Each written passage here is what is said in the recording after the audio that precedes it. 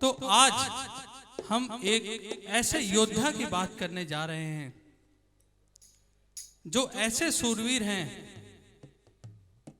जो खाली एक ही है, उनके जैसा धरती पे ना किसी ने जन्म लिया है और ना लेगा। उन्होंने अपना पूरा जीवन संघर्ष में बिताया और वो संघर्ष का जो पाठ है ना, हमें वो प्रेरणा और सीख में भेंट मिली है। वो और कोई नहीं, मर्यादा पुरुषोत्तम श्री राम हैं। हम उनके बारे में जितना कहेंगे उतना कम है। शब्द भले ही खत्म हो जाएं, लेकिन उनका जो गुणगान है वो कभी खत्म नहीं होगा। उन्होंने अपने जिंदगी में काफी अप्स एंड डाउन देखे हैं। अब जीवन में चाहे सफलता में, चाहे परिवार में और भी किसी चीज में वो मैनेज करने में सक्षम रहे। जीवन है, हर इंसान का ऐसे ही जाता है। तो हमें किससे मिलता है? जो इतिहास से जुड़ के आते हैं, उनसे ही हमें सीखने को मिलता है। तो श्री राम का जो लक्ष्य था, उनको समय सीमा पे कैसे दिशा हो, कब वो समर्पण करें और कितना दृढ़ निश्चय था और समर्पण कितना था और डिसिप्लिन कितनी थी उनमें। लक्ष्य को पूरा करना था, ये चार चीज तो चाहिए थी ना उन्हें। अगर इंसान में ये चार चीजें नहीं होगी तो फिर वो बेकार है। अगर आपका कोई भी लक्ष्य नहीं होगा, मान लीजिए आपको खाटू श्याम जी जाना है या वैष्णो देवी जाना है, आपने कोई मन्नत मांगी हो, अब मन्नत तो मांग ली, अब वो हो भी गया, अब आपको वहां जाना है। अब मान लीजिए यहां से आप दिल्ली जाते हैं, टिकट बना लिया आपने, गए नहीं अभी तक, लेकिन जाना चाहते हो। अचानक से जो टिकट बनाई थी वो कैंसिल हो गई किसी कारण से, और उस दिन ना प्लेन जा रहा है ना ट्रेन जा रहा है दिल्ली तक, फिर भी आपको जाना है। अब आप सोच रहे हो कि ठीक है, मुझे तो जाना है, मुझे गाड़ी करके जानी पड़े, चाहे जाऊंगा, लेकिन जाना है मुझे, क्योंकि आप उसके प्रति समर्पण हो, उस देव या देवी के प्रति। लेकिन आप जाओ तो कैसे जाओ? तो इसका कारण यह है कि हमारे अंदर कुछ ना कुछ विचार चल रहे हैं, मतलब हमारा दिमाग चल रहा है, हमको जाना है कैसे भी। तो अगर हमारा कोई लक्ष्य नहीं होगा जीवन में, तो हम भी इस भीड़ में एक स्ट्रेंज पर्सन की गिनती में गिने जाएंगे। अब कई लोग होते हैं जो क्रिकेट खेलते हैं, फुटबॉल खेलते हैं, या और भी कोई गेम हो किसी को पसंद आता है। मान लीजिए फुटबॉल जो खेलते हैं, जो प्लेयर होते हैं, अब उनके सामने अगर वो गोल नहीं है तो फिर उन फुटबॉलर का क्या काम है? अब आप इस दुनिया में आए हो, खाली खाते हो सोते हो, खाते हो सोते हो, तो फिर फायदा क्या है जीवन में आने का? तब तो भगवान के हाथ जोड़ लेते, भगवान हम तो ऊपर ही बहुत हैं, यहां क्या काम है हमारा? अब चलो मान लो आपको पतला होना है, बहुत सारे मोटे हो आप, अब आपको होना है, लेकिन कैसे हो? लेकिन क्या करें? अब चलो घर में एक ट्रेडमिल ले आए, उस पे दौड़ रहे हैं, लेकिन अब खाने का भी मन बहुत करता है। मान लो हम खाना खा रहे हैं और ट्रेडमिल पे दौड़ रहे हैं, दौड़ लगा रहे हैं, वो हमारा लक्ष्य नहीं है, वो हमारा सपना है। वो सपना ही बन के रह जाता है। जैसे हम सोते हैं और सपना देखते हैं, तो बस वहीं तक वो सपना पूरा रहता है। आगे नहीं बढ़ पाता वो। और अगर वो आदमी दौड़ता भी है और खाना कम खाता है तब वो उसका लक्ष्य है। तो सपना और लक्ष्य दोनों अलग है। लेकिन कई बार हम सपनों में ही रह जाते हैं, उस लक्ष्य तक पहुंच नहीं पाते। अच्छा, हमारे जीवन में क्या लक्ष्य है?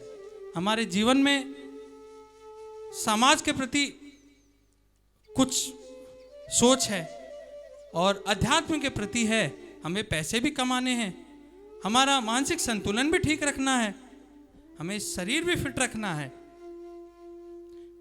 अब ये सब चीज कैसे हो, और हमें जरूरत भी है इन सब को पूरी करने की। अब भगवान श्री राम थे जो, उन्होंने हमेशा टीम पे ध्यान दिया। अब जब चारों भाइयों के साथ थे तभी भी वो उनको मेंटेन करने में लगे रहते थे। अब एक बात ध्यान रखना आप कि ये आप पे डिपेंड करता है आगे जब भी बढ़ सकते हो कि आप जिस घर में रहते हो उनके साथ कैसा बर्ताव करते हो, और काम वालों के साथ आप कैसा बर्ताव करते हो और कैसे साथ रहते हो। जैसे अब मान लो आप उनकी इज्जत करते हो तो वो आपकी इज्जत करते हैं, और अगर वो इज्जत करना छोड़ दें तो क्या आप आगे बढ़ पाओगे? जब ब्रिज बन रहा था राम सेतु का, 35 किलोमीटर लंबा है, तो उस टाइम अब बंदर हजारों की संख्या में काम में लगे हुए थे। अब कोई लाल तो कोई पीले, कोई मोटे तो कोई नाटे। अब एक गिलहरी पत्थर चुन चुन के फेंक रही थी। ब्रिज बनाने में उसका भी हाथ था। तो जब फेंक रही थी तो जब पत्थर फेंक रहे थे वो गिलहरी, तो बंदर, मोटा मोटा बंदर आता है, अरे अरे तू क्या कर रही है? एक मिनट, तो तू क्या कर रही है? अगर मेरे नीचे तू दफन हो गई तो? छोटी सी है तू, और क्या छोटे छोटे में फेंकने में लगी हुई है। हम दिन रात पत्थर उठाते हैं, काट के उसको फेंकते हैं, वो काम आएंगे कि तेरे पत्थर काम आएंगे? तो पूंछ से उस गिलहरी को उठा के फेंक देता है वो बंदर, और वो चिल्लाती है, श्री राम श्री राम श्री राम। श्री राम को अचानक से आवाज आती है गिलहरी की, जाते हैं उसके पास और गोद में उठाते हैं, पुचकारते हैं उसको, और जिस बंदर ने फेंका था उस गिलहरी को, उसको बुलाते हैं, इधर आओ। जानते हो ब्रिज बनाने में इसका कितना बड़ा सहयोग है? क्या तुम समझ सकते हो? बोले क्या करती है? छोटा छोटा पत्थर ही तो फेंकती है, उससे क्या होता है? कुछ हो तो सकता नहीं है, फिर फायदा क्या? इतना मेहनत क्यों करती है? तो बोलते हैं श्री राम कि जो तुम तो क्या करते हो, बड़े बड़े पत्थर फेंकते हो, और जो उसकी जो गैप रह जाती है ना, छोटे छोटे गैप, उनको पूरा करने में किसका हाथ होता है मालूम है? वो जो छोटे छोटे टुकड़े फेंकती है ना, तो वो गैप उससे ही भरता है। उसी प्रकार हमारा इंसान, हम जो हैं, हम इंसान बड़े बड़े लोगों को पूछते हैं, और जो हमारे अंदर छोटे छोटे काम करते हैं, अब घरों में भी देख लो आप, जो छोटे छोटे स्वीपर हैं या नौकर हैं, ये सब हमारे जिंदगी में कितना बड़ा सहयोग रखते हैं। कभी भी छोटों को छोटा मत समझो। जितना बड़ा काम नहीं आता उतने छोटे भी आपकी सहायता करते हैं। उसी प्रकार हनुमान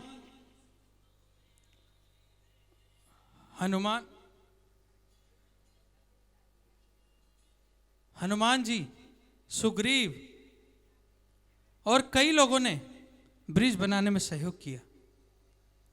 तो टीम अगर जब तक नहीं बने, जब तक कुछ नहीं होता।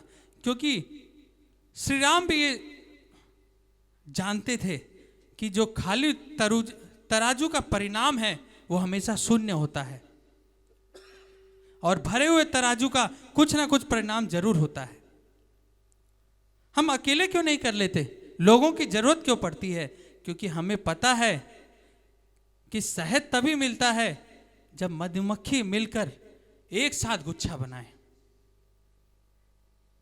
और कहते हैं ना कि मिट्टी में मिल गए वो बादशाह, मिट्टी में मिल गए वो बादशाह जिनको गुमान था, वो पत्थर नहीं डूबे जिस पे लिखा था प्रभु श्री राम का नाम।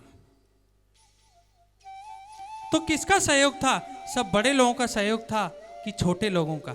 छोटे लोगों का सहयोग था, तभी वो राम सेतु का ब्रिज बन पाया।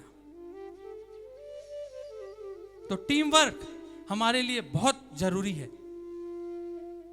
और दूसरी बात, वो हमेशा हिम्मत रखते थे, उम्मीद को नहीं छोड़ते थे, यानी नेवर लूज होप। क्या हुआ था जब 14 वर्ष का वनवास हुआ था उनको, तो सीता उस बीच वनवास के बाद, वनवास के टाइम उस बीच क्या होता है कि वो संयम रखते हैं श्री राम, और उनको आत्मविश्वास रहता है कि मैं जब तक सीता को ढूंढ नहीं लेता, जब तक मैं हार नहीं मानूंगा। क्योंकि उनके पास प्लान्ड स्ट्रक्चर था। क्या था? मकसद था उनका कि सीता को खोजकर ढूंढकर लेके आना है यहां। उनका सिद्धांत था कि करना है ये काम, लेकिन मर्यादा के अंदर। और उन्होंने योजना बनाई हनुमान के साथ, सुग्रीव के साथ, सभी के साथ। जब योजना बना ली, योजना बनाने के बाद उनका दृढ़ता जो था, दृढ़ता थी कि नहीं, अब हो गया काम, अब मुझे लाना है सीता को। लेकिन कैसे? धैर्य रख के।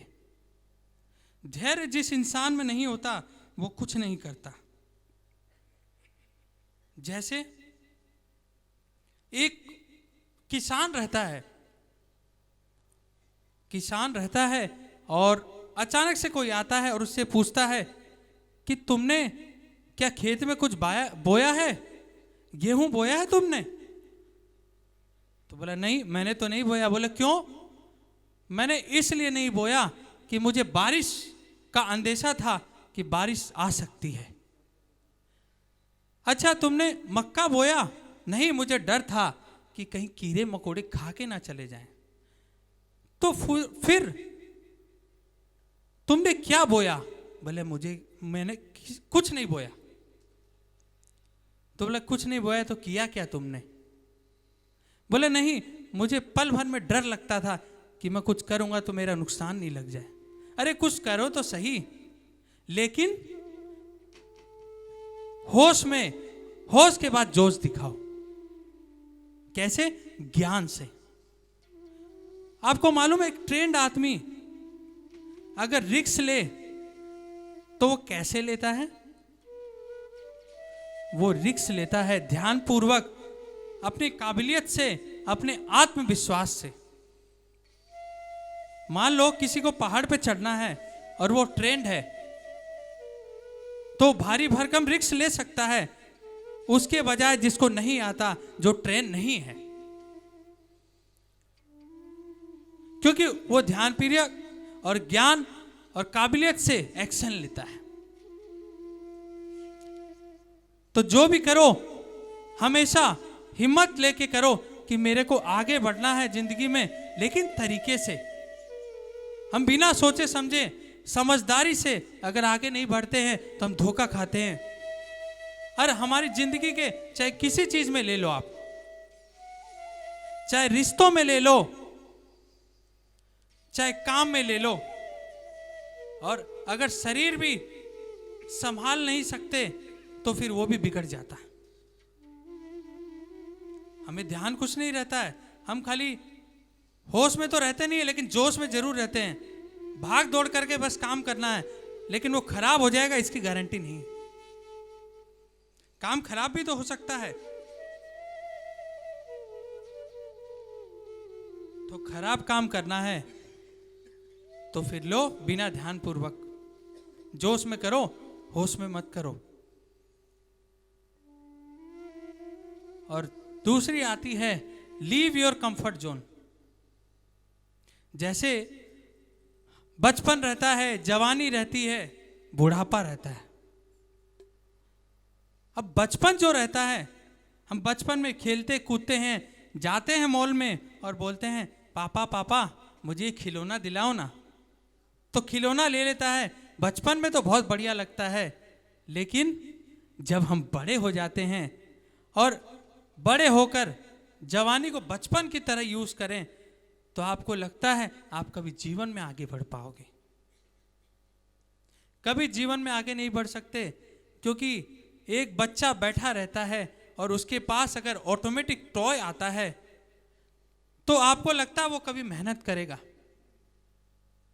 लगता है क्या कभी वो मेहनत करेगा? मुझे तो नहीं लगता वो मेहनत करेगा। फिर आपको क्या लगता है कि जवानी भी उसकी बढ़िया चली जाएगी। फिर बुढ़ापा जब आता है तो वो रोता है कि ये क्या कर दिया मैंने। अरे जब समय ही बीत जाता है तो अब पछता के क्या करेगा। जैसे एक राजा रहता है, राजा के कई सलाहकार रहते हैं। अब सलाहकारों को बुलाता है राजा। अब सलाहकारों को तो बुलाता है, सबको बोलता है एक काम करो, ऐसी समझदारी वाली बात लिखो कि जो आगे के यूथ हैं उनको कोई सीख मिले। बोले साहब हम लिख तो लेंगे, लेकिन हम लिखे तो कैसे लिखें? आप कुछ बताओ तो सही। हाँ इस तरह से लिखना है। बोले तुम ऑलरेडी सलाहकार हो, तुम्हें मैं क्या बताऊं? सलाहकारों को क्या बताएं, ऑलरेडी तुम्हारे पास सब कुछ है। तो मैं समझ गया राजा जी क्या देना है आपको, मेरे लिए आपका इशारा ही काफी है। इशारा मिलता है और सलाहकार जो समझदार रहते हैं चले जाते हैं अपने घर और तैयारी में लग जाते हैं लिखने के लिए। कोई एक किताब लिखता है, कोई उसी चीज पे 4-4 किताब लिख देता है। हर आदमी अलग तरीके से लिखता है और लिखता चला जाता है। उसी में कोई राम रहता है, कोई श्याम रहता है, कोई राजू रहता है, कोई रामा रहता है। नाम अलग अलग सलाहकार रहते हैं। आते हैं राजा के पास, राजू कुछ और देता है, राम कुछ और देता है, राजा कुछ और देता है। तो सबकी मोटी मोटी किताबें रहती हैं। और जब मोटी मोटी किताबें देखते हैं राजा जी, तो राजा जी को अच्छा नहीं लगता। आप लोग सही में सलाहकार हैं क्या? हाँ राजा जी हम तो सही में सलाहकार हैं। तो फिर आपको थोड़ी भी समझदारी नहीं है कि इतनी मोटी मोटी किताब क्या आने वाली पीढ़ी पढ़ेगी? बोले नहीं। तो फिर आप समझदारी वाला काम करो ना। ऐसा काम मत करो कि भाई वो लोग पढ़े भी नहीं और आपका जो ज्ञान है वो यूजलेस हो जाए और कुछ परिवर्तन भी ना हो जीवन में। बच्चों को कुछ सीख तो मिले। तो बोले ठीक है राजा जी। फिर चले जाते हैं, फिर जाते हैं, फिर एक चैप्टर लेके आते हैं, खाली एक चैप्टर, छोटी सी किताब, छोटी सी किताब लाते हैं। तो राजा जी फिर परेशान हो जाते हैं कि आजकल टाइम नहीं है लोगों के पास। कोई आईटी कंपनी में है, कोई किसी काम में है, व्यापारी तो सारे दिन जीएसटी में लगे रहते हैं, तो उनको टाइम कहां पे मिलेगा? वो आगे बढ़ेंगे कि आपकी वो किताब पढ़ते ही रहेंगे? सुबह जाते हैं, अब पत्नियां बोलेगी हमारे प्रति सुबह जाते हैं, रात को आते हैं, फिर हमें भी तो टाइम मिले। अब वो किताब पढ़ लेंगे बेचारे, तो फिर उनको टाइम कहां मिलेंगे? बोले ठीक है राजा जी, हम एक बार आपको एकदम शॉर्ट में लिख के देंगे, उम्मीद है कि आपको वो पसंद आएगा। जाते हैं, फिर चले जाते हैं, राजू, रामा, राजा जाते हैं एक साथ। टाइम लगता है, थोड़ा सोचने में टाइम तो लगता है। कोई भी अच्छी चीज लिखते हैं हम तो टाइम तो लगता है ना। कई दिनों के बाद जब आते हैं तो सबके वो शॉर्ट वाक्य देखते हैं। अचानक से एक नजर गई एक वाक्य पे। वो वाक्य पे लिखा था, मुफ्त में भोजन नहीं मिलता। यानी मुफ्त में भोजन नहीं मिलता का मतलब यह है कि हम जब तक करेंगे नहीं कुछ तो हमें कुछ नहीं मिलेगा। जीवन को हम जितना आसान समझते हैं उतना आसान होता नहीं है। आपको मालूम है कि जब कोई गरीब होता है, झोपड़ी में रहता है, तो खाने के लाले पड़ जाते हैं उसके। वो जाएगा, परिवार जब रहता है तो वो जाता है कहीं ना कहीं और 2 रोटी की जुगाड़ करके लाता है। तो अगर प्रभु श्री राम संघर्ष नहीं करते तो आपको लगता है वो लंका पे जीत पाते। और जो लंका पे जीत तो पाते नहीं पाते छोड़ो आप, लेकिन क्या उनकी टीम बनती? क्या वो आगे बढ़ते? अगर लग्जरियस लाइफ ही रहते, वो महल में सोते आराम से और टीवी चलाकर चैनल देखते रहते, खाली सारे दिन बैठते, तो मेरे को नहीं लगता वो उनका महल भी बच पाता। क्योंकि सारी चीज अगर हम उन पे ही छोड़ देते, स्टाफों पे ही अगर सारी चीज छोड़ दें और हम आराम से सोएं, तो वो स्टाफ भी बर्बाद कर देंगे और हम भी चले जाएंगे।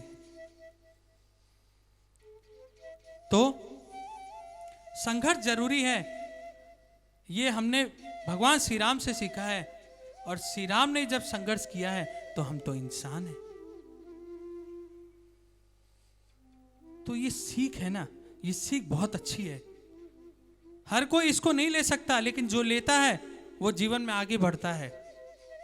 कई ऐसे बड़े आदमी हैं, रेस्पेक्टेड पर्सन हैं, कई व्यापारी हैं जिनका आपने नाम भी सुना होगा, पूरी दुनिया में उनका नाम है, डंका बजता है उनका आज के दिन। KFC का नाम सुना है ना आप लोगों ने? KFC वाला बचपन में गरीब परिवार में पैदा हुआ था। पूरे जीवन भर उसने संघर्ष किया, रोया नहीं उसने, संघर्ष किया। गरीबी आई, लोगों ने बहुत कुछ सुनाया, लेकिन हिम्मत नहीं हारी। जब 40-50 साल का हुआ, अब लोग बोलते हैं अब तो हमारी उम्र हो गई, हाथ में दर्द, पांव में दर्द, हर जगह दर्द ही दर्द। असली बात ये तो बहाना है, ये काम नहीं है, ये बहाना है। जिस आदमी को ये चाह रहती है कि उसको काम करना है, तो वो जीवन में कभी बहाना नहीं ढूंढेगा, क्योंकि उसके अंदर संकल्प रहता है कि मेरे को इस चीज को पूरा करना है। अब कोई भी आप कोई अच्छा काम करते हो, शुभ काम करते हो, तो संकल्प लेते हो ना। ठीक उसी तरह आगे बढ़ने में अगर संकल्प नहीं है तो वो काम कभी नहीं कर सकते आप। जीवन हमारा है, ये हमें डिपेंड करता है कि हम उसको कैसे जिए। और हाँ, एक सबसे बड़ी बात है कि हमारा माहौल कैसा हो। जिंदगी में माहौल बहुत जरूरी है। क्या होता है, माहौल अगर खराब होता है तो हम कभी आगे नहीं बढ़ पाते। कैसे? मंथरा का नाम सुना है ना आपने? मंथरा का नाम सुना है ना? कैकई का भी नाम सुना है।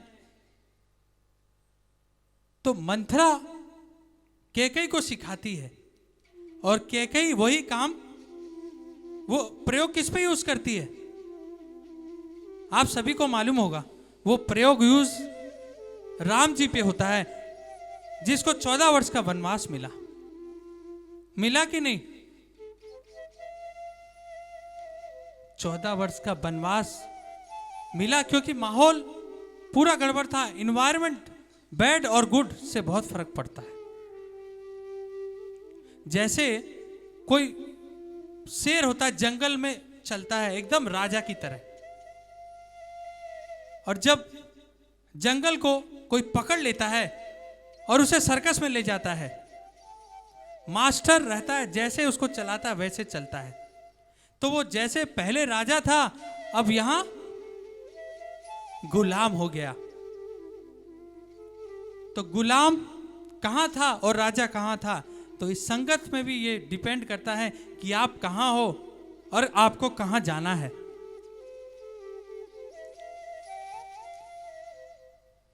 तो ये जिंदगी बहुत इतने आसान नहीं है। एक बार क्या होता है कि कोई आदमी रहता है, किसी के पास जाता है और बोलता है, भाई साहब मुझे खाना खिलाओगे क्या, भोजन करवाओगे? तो वो अगला बोलता, हाँ हाँ क्यों नहीं, भोजन जरूर करवाऊंगा। अब उस आदमी का इतना अभ्यास था खाना खाने में कि वो रुके ही नहीं। वो क्या करता है कि खाने बैठता है और अगला उसको खिलाता है, खाते जाता है। तो अगला बोलता है हाथ जोड़ के, भाई साहब, हाथ जोड़ के बोलता है, भाई साहब बीच में पानी तो पियो, भाई साहब बीच में पानी तो पियो। बोला बीच आने तो दो, बीच आने तो दो। तो बोलता है दाने दाने पे लिखा है खाने वाले का नाम। तो वो अगला क्या बोलता है, भाई साहब दाने दाने पे लिखा है खाने वाले का नाम नहीं, बोरे बोरे पे लिखा है खाने वाले का नाम। तो इससे क्या सीख मिलती है हमें? इससे हमें यह सीख मिलती है कि हम किसी को रोल मॉडल तो बना लेते हैं। मान लीजिए हमने श्री राम को अपना रोल मॉडल बनाया, लेकिन हमें कितनी प्यास है, कितनी भूख है कि हम उसको खा सकें। हमारी जिंदगी में हम बहुत आसान चीजों को धारण करते हैं और ख्वाब देखते हैं बड़ों का। जीवन हमेशा हमें हल्का लगता है, और हल्का लगते लगते हम ऐसे जगह पहुंच जाते हैं कि हमारा कोई अस्तित्व ही नहीं रहता। अस्तित्व सब खत्म हो जाता है और फिर हम रोते हैं, पल भर में रोते हैं और पल भर में हंसते हैं।